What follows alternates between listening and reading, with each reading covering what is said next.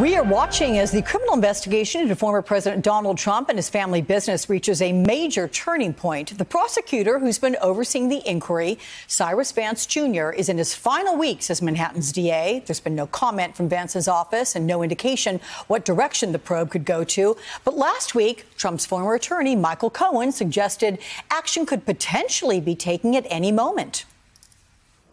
I am not their only witness. And most importantly, what I gave to them are thousands and thousands of documents. Every statement that I make, I've backed up with documentary evidence. I truly believe that they could indict Donald Trump tomorrow if they really wanted and be successful. Joining me now is the guy himself, Trump's former personal attorney, Michael Cohen, of course, author of the New York Times bestseller, Disloyal, and host of the podcast, Mea Culpa with Michael Cohen. So, do you still believe that? I mean, it's been a week. You'd think if they had the evidence that you believe they have, they could have done it this week. They could have, and I believe the same thing that I did last week, and I believed it the week before, and throughout the entire process where I've been working with the prosecutors. And it's not just Cyrus Vance. Remember, there's an entire team there led by now Mark Pomerantz, who is a RICO attorney and really a fabulous attorney.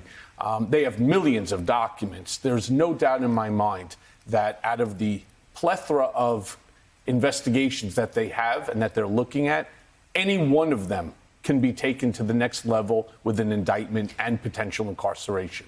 You have suggested that family members are being looked at as well in terms of indictment. Why do you suggest that? What, in your opinion, do you think is being examined? You know, so my friend Stephanie Winston Wolkoff turned around and said, a Trump is a Trump is a Trump.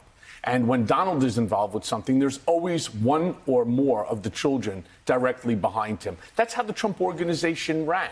So it's not as if he ever did anything on his own. He actually never did anything at all. It was always somebody else and then reporting to Donald. So if Donald is involved, you could rest assured that either Don Jr., Ivanka, Eric, along with whoever attorney was working on that specific matter, was involved as well. We've heard a lot about Allen Weisselberg, and you talked about that last week on Meet the Press. Let's listen to a clip of what you said. Here it is, everybody. You can bet your bottom dollar that Allen Weisselberg is not, and I truly say, I mean this, Allen Weisselberg is not the key to this. They are going after Donald, they're going after Don Jr., Eric, Ivanka, they're a whole slew of individuals, family as well. Right. Given Allen Weisselberg's position, though, Michael, you would think that he would be the guy to know where all the bones are buried, so to speak. Yeah, so anything dealing with financial, Allen Weisselberg was the receptor of all that information. No dollar came in that he wasn't aware of, and no dollar ever left the Trump organization without Allen Weisselberg's knowledge or sign-off. I mean, that's just how the process worked. Donald never wrote a check. He wasn't aware of what was going in and going out until Allen Weisselberg would bring him a document showing. And now remember something, too. Donald actually signed almost every single check, other than the ones for like phone bills or things that were routine. Mm-hmm. Donald would receive on his desk in a little manila folder every single day a stack of 50, 75, 100 checks. And he would personally sign each and every check. So the notion that Donald is going to be able to claim that he had no knowledge of it, well, of course he did. No different than my $35,000 checks for the repayment of the hush money that I gave to Stormy Daniels.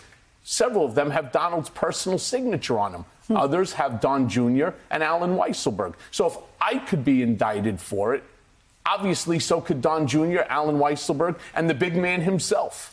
Do you think Allen Weisselberg looks at you as a cautionary tale in some ways? Do you think he will flip? Well, I think Allen's stupid if he doesn't, because what they did to me, they came down with the full weight and authority of the U.S. government, especially this the former corrupt Department of Justice with Bill Barr. It was nothing that I had ever experienced before. It was like being stuck between a tsunami and a typhoon all at the same time. They should be doing the same thing to him. They should go after his son Barry. They should go after his son Jack. Barry worked for the company. Jack was one of only two lenders, Deutsche Bank and Ladder Capital. Why is it that they're not pressuring him that way? I wouldn't be shocked down the road to find folks like Alan Weisselberg, Matt Calamari, Jeff McConney, and others actually already providing information and testimony to the Attorney General. I should say to the district attorney and attorney general case. Let me ask you about Ivanka Trump and Jared Kushner. They've returned to the social scene to some degree, and nothing happened this week when they were seen out in Miami at the Louis Vuitton fashion show. However, media-wise, social media-wise, they got a ton of blowback, people saying they should go back into hiding.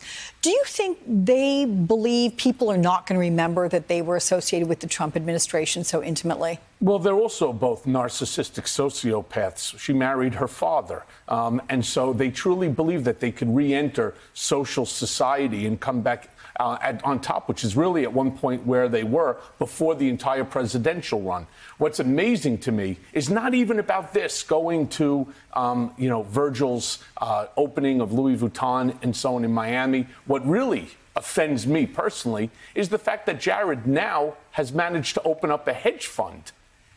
Guys, made the worst real estate decision in the history of New York, the acquisition of 666 Fifth Avenue. And somewhere along the line, Middle Eastern money poured into some brand new hedge fund into the billions of dollars. Seriously? Where is that coming from? Where's the investigation into that? Nobody out there who has money is stupid enough to give Jared Kushner $1. But how do you really feel? No, I'm just kidding. A heck of an opinion you're sharing there. All right, let me ask you about the appeal that you have now filed, and this is regard to having the Trump organization pay, it's like $1 million or so that you still owe in attorney fees. Where does that stand? Do you think you're going to be successful on that one? So the answer, I do. And otherwise, we wouldn't have filed the appeal. Right. The Trump organization had already paid over $2 million in legal fees. Everything that I did, what business did I have of filing a claim, a notice of claim against Stormy Daniels when she wanted to go on 60 Minutes? I was called by the president and told, I don't want her going on. And so I went, I spoke to lawyers on his behalf. Eric Trump was involved. And all this is documented. It's not as if I'm saying it. It's all documented. In fact, I was supposed to have Charles Harder as my attorney, but he wanted to work for Trump because, of course, name recognition. And he got me another attorney by the name of Brent Blakely, who ended up working for me on this case, knowing that he was going to be paid by the Trump organization, and he was paid by the Trump organization during the course of my litigation, which I thought was totally improper. But do I think so? Yeah, and I think the judge made an error. I think there's definitively an error in that. Not only is the decision bad for me, it's bad against public policy. Because really what it's saying to you is, if your boss tells you to do something and you do it and that decision goes south, they could walk away and you're going to get stuck with all the legal bills. That's really what it's about. Interesting. Your criminal home confinement came to an end, was it 2 weeks ago or so now? A couple things. What's your biggest takeaway from this whole experience?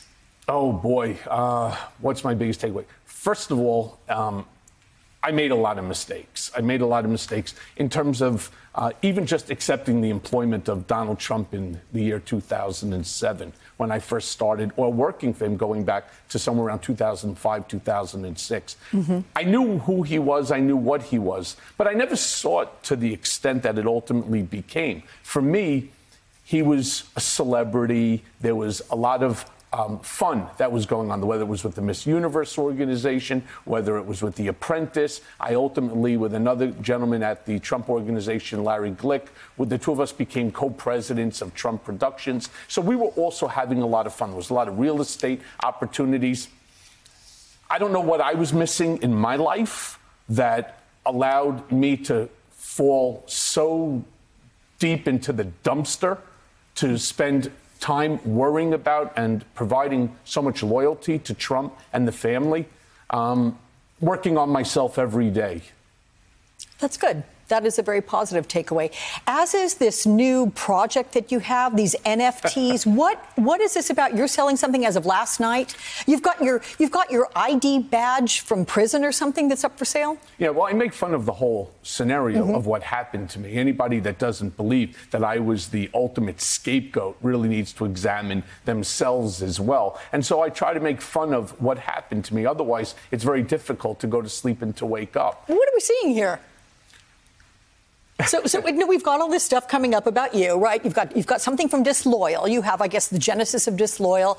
I mean, this is something. It's a way to make money, but there must be a certain interest to that. People who are either massive Trump fans and want anything related to him, or the exact opposite as well, right? Correct. So NFTs are non-fungible tokens. I learned about them while I was on home confinement. Well, there you go. You learned something there. Yeah, a friend of mine has a friend who is an artist who asked me to look over a contract because he didn't have any money and he was concerned that he was going to be taken advantage of by the company that was promoting it. And so I knew nothing about it. Well, when you have 21 hours of home confinement to do nothing, you just get onto the internet and you start, and it's a fascinating thing. I ultimately believe it's going to be even bigger than what it is now. But what I did is I took politics, I took art, and I took my experience with technology, merged it all together into one. And we had a nice opening yesterday in Miami, unfortunately right across from Virgil's Off-White location in South Beach for Art Basel. It was a tremendous success, and we'll see what happens. Okay, going to wish you a lot of luck on that one. And then you came from Miami and joined us here, so we're going to ask you one more question, but you're going to have to wait through a commercial break for it, Michael. And so will all of you. We'll be right back with Michael Cohen after a break.